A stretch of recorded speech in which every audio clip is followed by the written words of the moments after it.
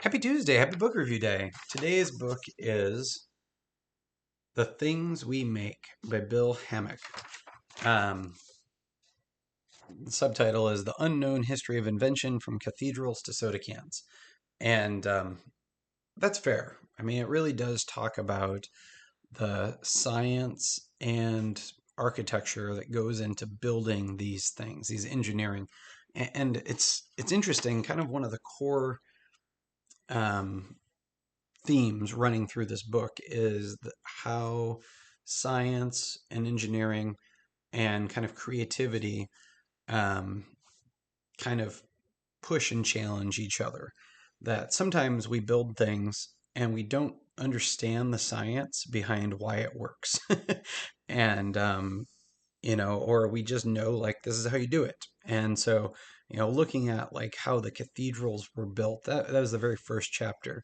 And that's one of those things that I always marveled over in the past was, seeing these monstrosities and thinking about, the time and labor that went into building them and, you know, what information they had. Did they have an understanding of um, geometry and calculus, or you know how do they know that this structure is going to stand and that this arch is enough to support the roof or the domes that they build? And Hammack really does a good job of going into that in detail in a way that is approachable and understandable.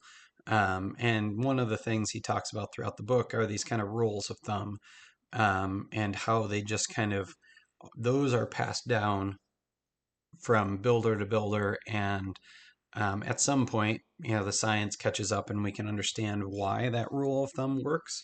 But for a period of time, you just know that if you have this many inches, then this is what you can get away with. And so that was super interesting to kind of hear and think through.